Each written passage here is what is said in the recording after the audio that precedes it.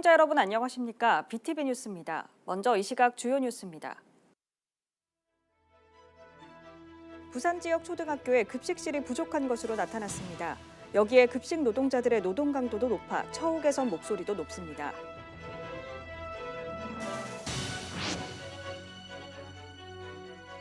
어획량 감소가 심해지고 있는 가운데 일본 원전 오염수 방류까지 더해지면서 어민들이 어려움을 겪고 있습니다. 이들은 직접 치어를 방류해 수산자원 확보에 나서고 있습니다.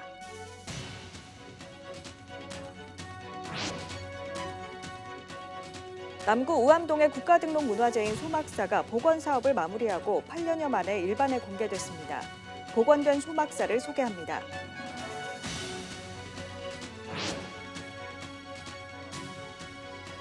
손님이 먹고 남긴 음식을 재사용해 다른 손님한테 내놓은 부산의 음식점들이 무더기로 적발됐습니다.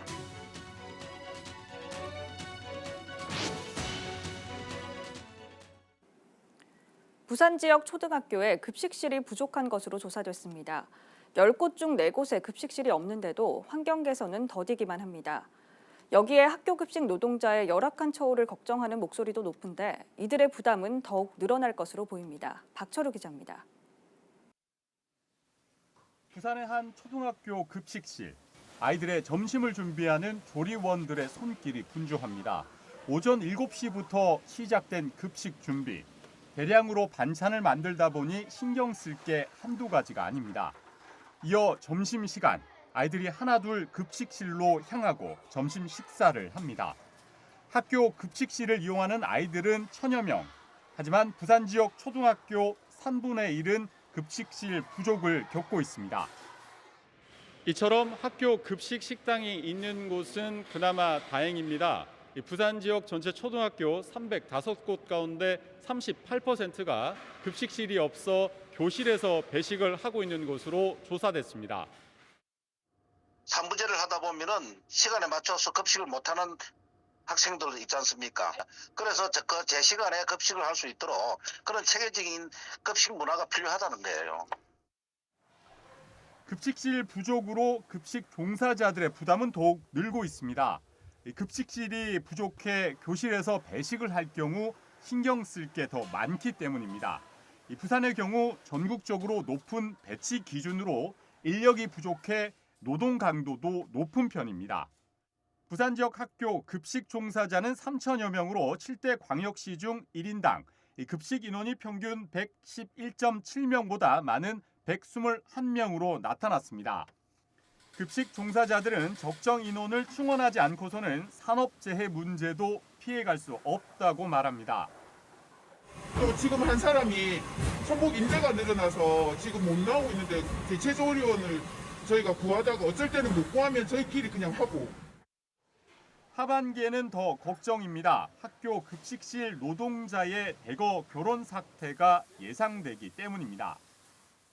내년 24년도부터 인원 정원을 하겠다고 하지만 지금 실제로 하반기에 150명의 결혼 사태로 지금 더 심각한 사태거든요. 150명을 어떻게 충원할지 아직 방안을 내놓고 있지 않고 우리는 계속 그 요구를 이제 요구하고 있습니다. 교육청에. 이에 부산교육청은 학교 급식 종사자 근무 환경에 대한 개선 추진에 나섰습니다. 교실로 배식하고 있는 곳이라든지 아니면 과밀 학교라든지 그런 곳들에 대해서도 향후에 식당을 차차 계속 확보해 나갈 계획이 있고, 학교 급식 노동자의 열악한 처우를 걱정하는 목소리가 높은 가운데 이 부족한 학교 급식실도 개선해야 한다는 목소리가 큽니다. 학교의 남은 부지 활용 등 적극적인 대책 마련이 필요하다는 지적입니다. BTV 뉴스 박철우입니다. 환경오염 등으로 수산자원은 날로 줄어들고 있습니다. 일본 원전 오염수 방류까지 겹치면서 어민들의 근심은 깊어지고 있는데요. 우리 수산물에 대한 불안을 없애고 수산종자 확보를 위해 치어 방류가 진행됐습니다. 장동원 기자입니다. 흔히 쥐포로 알려진 말쥐치입니다. 요즘은 횟감으로도 인기입니다. 부산 앞바다 주력 어종이지만 어획량은 크게 줄었습니다. 수산자원 확보를 위해 말쥐치 치어 35만 마리를 비롯해 참돔과 돌돔, 조피볼락 등 모두 50만 마리가 바다로 방류됐습니다. 2, 3년 후면 성어가 돼 10% 정도가 어민들에게 돌아옵니다. 그 정착성 어류들은 한 해만 방류를 안 하게 되면 거기 생산 효과가 차근하게 줄어들어요. 거기 보여. 그리고 연안에 그 고기가 서식하는 밀도 자체가 많이 차이 나요. 이때까지 우리가 60년 동안 우리가 잡아먹기만 먹었지 바다에 배본 건 아무것도 없어요. 전국적으로 이게 확산이 돼야 되지 않나. 특히 말쥐치는 해파리 킬러로 알려지고 있습니다. 해마다 해수욕장에서 벌어지는 해파리 쏘임 사고를 말쥐치가 해결하게 됩니다. 치어 방류는 어획량 확보를 위해서지만 그보다 수산물에 대한 불안을 없애기 위해서입니다.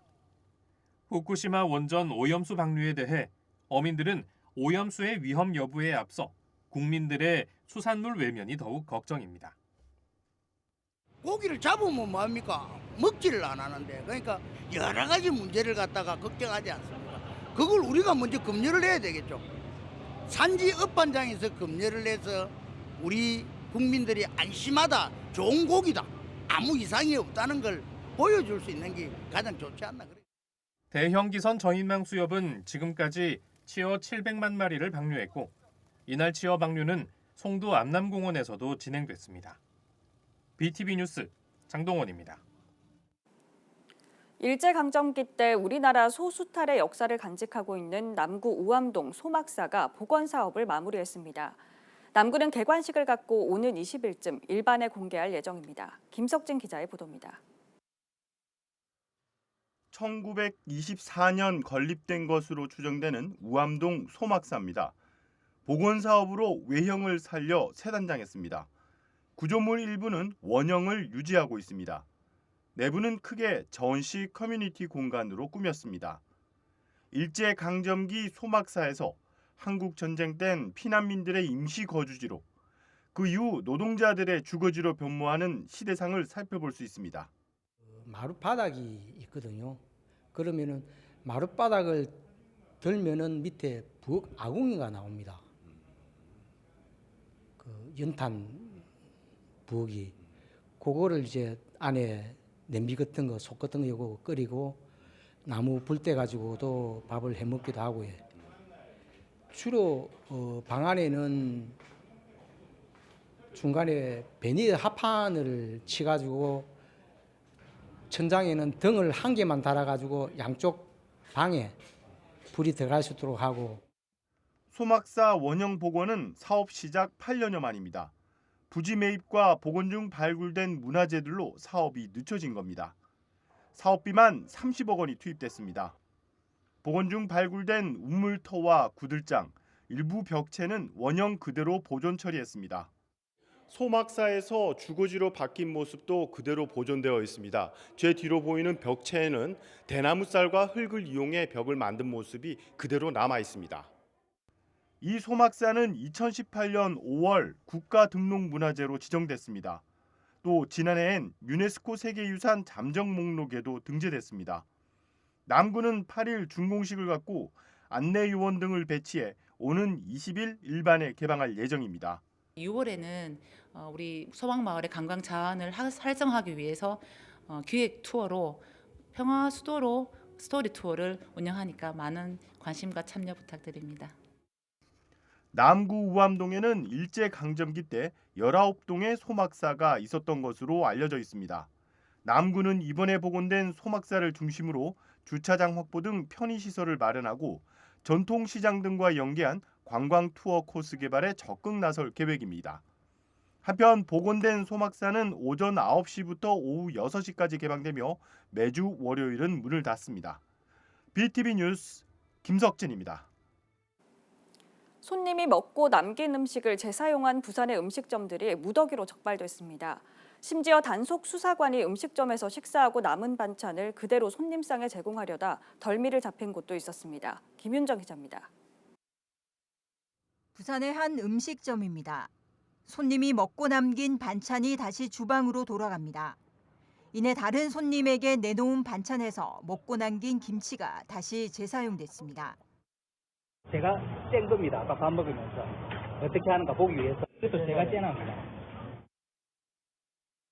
또 다른 음식점은 남은 반찬을 아예 다시 손님들한테 내놓는다는 겁니다. 오뎅도 했는데 오뎅도 이거 내가 째는 건데. 재사용한 반찬을 발견하고 이유를 따져 묻자 황당한 답변입니다. 반찬은 그 손님들 마감 손님들 손 안 댄 건 그냥 다 사용했네.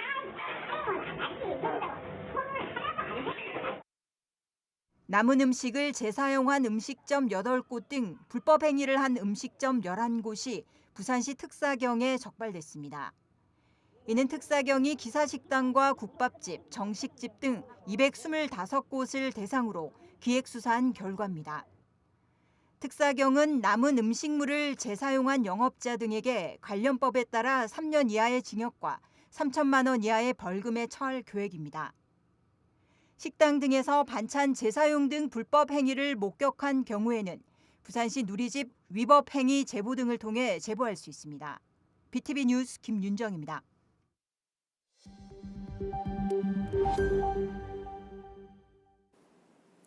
부산은 북한에서 가덕도 신공항까지 1시간에서 40분으로 20여 분 단축될 것으로 보입니다. 부산시와 현대건설이 엄궁동에서 중앙동을 연결하는 핵심 간선로인 승학터널 민간투자사업 실시 협약을 체결했습니다. 승학터널은 총 연장 7.69km, 왕복 4차로, 총 사업비 5천억 원 규모며 현대건설 컨소시엄이 30년간 유지 관리와 운영을 맡을 계획입니다. 승학터널은 2030년 부산 세계박람회 개최 전인 2029년까지 개통될 예정이어서 부산시가 추진 중인 서부산권 개발 사업에도 속도가 붙을 전망입니다. 오늘 사상구가 산림청, 국방부와 함께 국립백양산 자연휴양림 조성 업무 협약을 맺었습니다. 세 기관은 협약을 통해 자연휴양림 조성 기본계획을 수립하고 국방부, 산림청 소관 국유지 상호 사용 승인 등 자연휴양림 조성에 협력하기로 했습니다. 백양산 자연휴양림은 사상구 모라동 산 33번지 일대 예비군 훈련장 부지와 인근 산림청 소유 임야 72만 제곱미터에 조성됩니다. 이갑준 사하구청장이 마약 범죄 예방 캠페인 노 엑시트 릴레이 챌린지에 지난 7일 동참했습니다. 이갑준 청장은 마약 중독에 대한 경각심을 일깨워 마약으로부터 안전한 사하구를 만들기 위해 최선을 다하겠다고 전했습니다. 이번 캠페인은 경찰청과 마약퇴치운동본부가 사회 전반의 마약 중독 위험성을 알리고 마약 범죄를 예방하기 위해 진행되고 있습니다. 그동안 해수욕장의 모래가 사라진다는 보도 많이들 접하셨을 텐데요. 부산의 여러 해수욕장 중 상황이 가장 심각한 건 송정해수욕장입니다.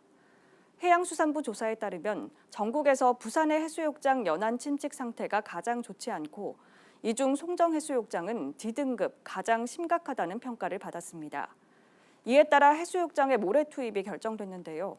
반겨야 할 주민들이 오히려 사업 추진에 제동을 걸고 있습니다. 무슨 일인지 장보영 기자가 보도합니다. 송정해수욕장에 설치된 커다란 관로에서 붉은 물이 쏟아져 나옵니다. 백사장에 모래를 투입하기 위해 지난 5월 설치된 관로에서 나오는 녹물입니다. 낙동강 하구 어선통항로 준설 사업으로 발생한 모래 6만 세제곱미터가량이 송정해수욕장에 투입될 예정입니다.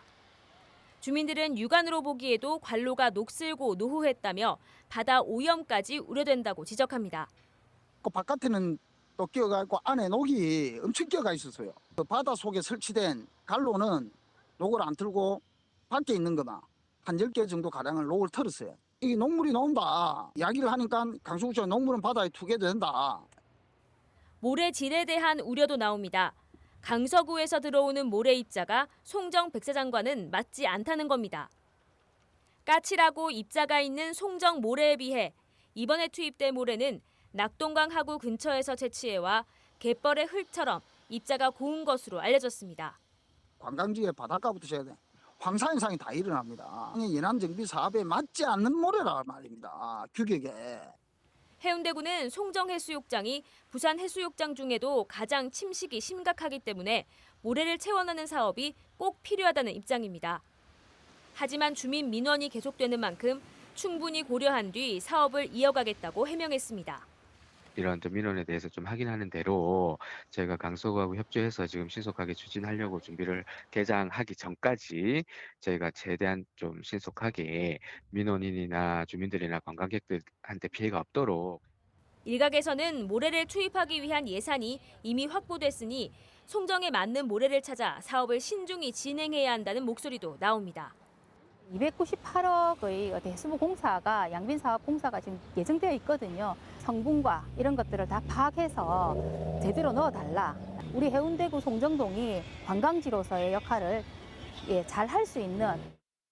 백사장의 폭이 갈수록 줄어드는 송정해수욕장에 모래를 투입하는 양빈 사업이 뒤늦게 시작됐지만 모래의 질 등 주민의 우려가 계속되면서 사업 추진이 쉽지 않을 것으로 보입니다. 헬로티비 뉴스 장보영입니다. 부산 지역 아파트 매매 가격 하락폭은 줄어들었는데 전셋값 하락세는 지속하고 있습니다. 올해 들어 부산 전셋값은 10% 가까이 떨어졌는데요. 신축 아파트의 경우 계약 당시보다 많게는 2억가량 전셋값이 떨어지다 보니 역전세 난의 일부 집주인들 어려움을 겪고 있습니다. 전문가들은 이런 현상이 전반적인 부동산 시장의 회복을 더디게 하고 있다고 분석했습니다. 차선영 기자가 보도합니다. 부산 금정구 한 아파트입니다.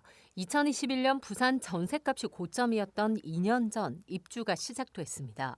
당시 임대차 3법 시행으로 계약 만료 2년이 지나도 2년 더 전세 계약 갱신이 가능해지면서 임대인들이 전셋값을 올린 경우가 많았던 시기입니다. 올해 들어 부산 전셋값은 마이너스 9.35% 급락한 상황. 이에 따라 신축 아파트를 비롯해 부산 지역 대다수 지역 내년 상반기까지는 역전세 현상이 심화할 것으로 예상됩니다. 임대차 3법이 이제 되고 나서 2021년 하반기 정도에 계약했던 전세 금액이 아마 가장 높은데 그 전세가 3억에서 5억까지 올라갔습니다. 2023년 하반기에 이제 2년 전세 계약이 끝나거든요. 다시 또 3억 정도밖에 형성되어 있지 않습니다. 그러면 그 2억에 대한 어떤 갭이 임대인 같은 경우 여유가 있는 분들은 돈을 내주고 새로운 임차인을 받으면 되겠지만 2억이 없는 분들은 이거 엄청나게 지금 어려움을 겪고 있거든요. 5월 들어 아파트 매매 가격 하락폭은 줄어들고 있습니다. 올해 누적 마이너스 7.3%를 기록하고 있는 부산 아파트 매매 가격. 5월 들어서는 첫째 주 0.14% 하락했는데 5월 4주에는 마이너스 0.11%를 기록해 아파트 매매 가격 하락세가 둔화했습니다. 역전세 현상에 더해 부산은 하반기 16,000여 세대 입주가 예정돼 있습니다. 이런 상황 속에 부동산 시장 회복의 속도를 내기 위해선 실효성 있는 정책적 지원이 필요하다는 목소리입니다.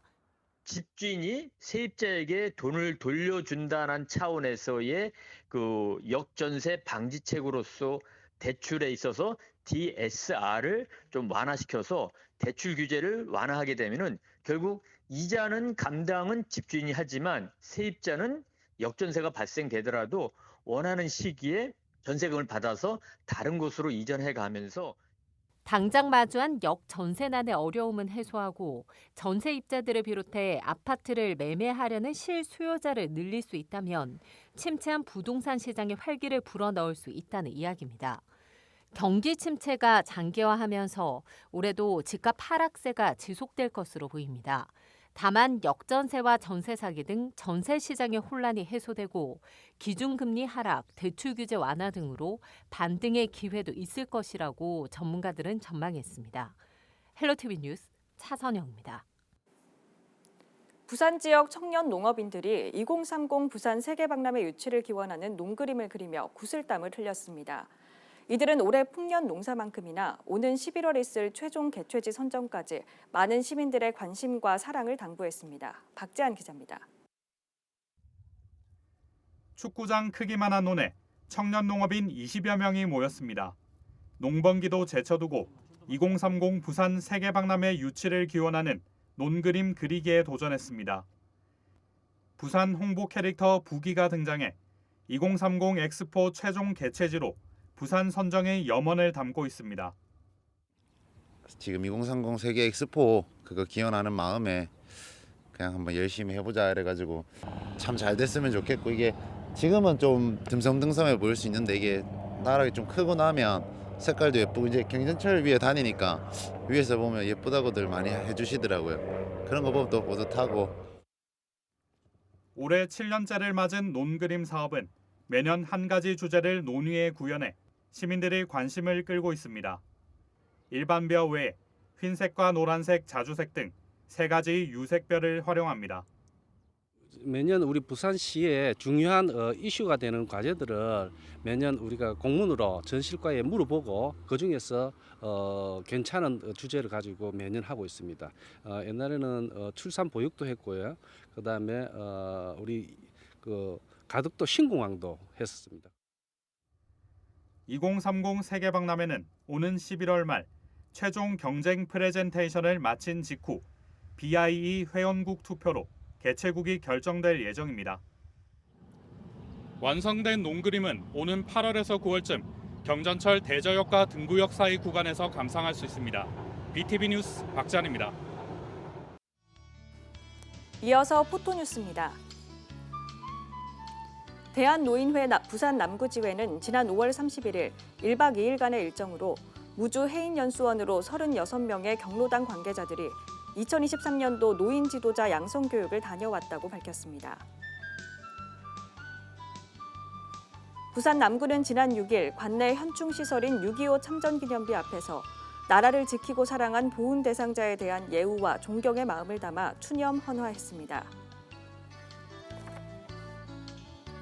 오은택 부산 남구청장이 지난 6일 남구 현충시설인 6.25 참전기념비 앞에서 땡큐 챌린지 캠페인에 참여했습니다.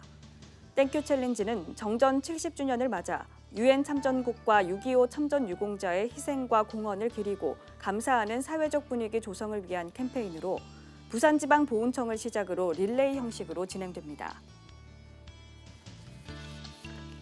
서구 남부민 일동 새마을부녀회는 지난 1일 남부민 일동 주민센터에 설치된 나눔 냉장고에 회원들이 손수 어울려 담근 무농약 멸무김치와 총각김치 30상자를 전달했습니다.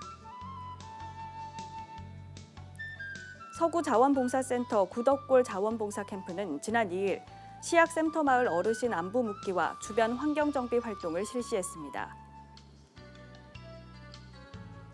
서구 동대신 일동 새마을 지도자협의회는 지난 6일 여름철 감염병 예방을 위해 집중 방역을 실시했고 오는 10월까지 생활환경 취약지를 대상으로 방역 소독 활동에 나설 계획입니다.